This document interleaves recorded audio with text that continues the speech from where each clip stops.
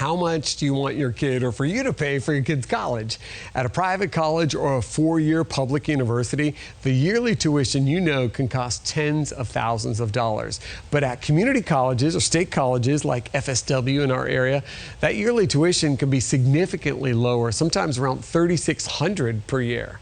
Fox 4's Joe St. George has a look at the effort in Washington now to push students to consider community and state colleges and the idea President Biden has to make that college FREE free.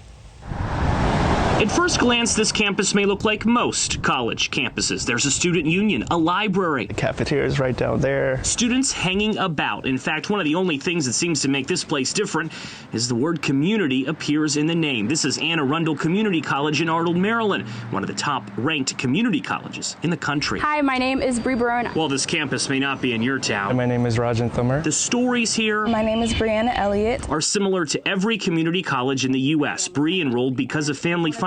My mom was like, can you try this? Raj because of grades. So I didn't do that great academically. Brianna didn't come here until her mid-20s after realizing a high school diploma wasn't cutting it. I've always wanted to study interior design and architecture. It's estimated there are around 5 million students enrolled in two-year community colleges in this country, according to the National Student Clearinghouse Research Center, all earning an associate degree, which many use to enter the workforce or enroll in a university for 2 more years to get a bachelor's degree. Many of those anxiously awaiting the fate of President Biden's American Families Plan. The president is calling for income taxes to go up on individuals making more than $450,000 a year and couples making more than $500,000 to pay for his priorities like paid family leave, child care assistance, and yes, free community college for 2 years. The plan calls for $109 billion to make tuition at places like Anne Arundel completely free for families who make less than $125,000 a year. Right now, tuition is $4,000, which is around the national average. Brianna,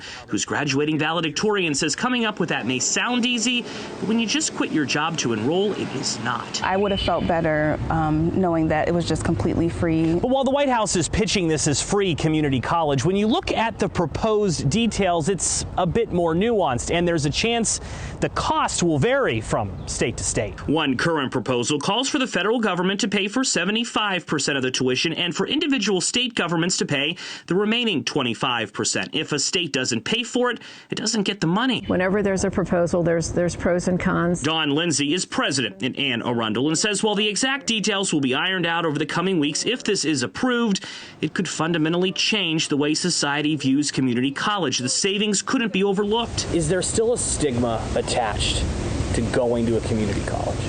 I think so. She says that stigma, though, is slowly going away. It helps that the current First Lady teaches at a community college, not to mention more students aren't interested in graduating with massive debt. Community college is teaching more trade programs, too, helping men and women become everything from electricians to mechanics. We're in the process of putting a skilled trade center up right here because local businesses said that they've got these great paying jobs and they have students that they can't find to fill them. Still, though, the question facing this country is whether all this proposed government spending is worth it for these students. The answer is yes. Brianna's opening her own business. Raj studying to be a doctor. Bree, a high school teacher. My future started here. In Arnold, Maryland, I'm Joe St. George.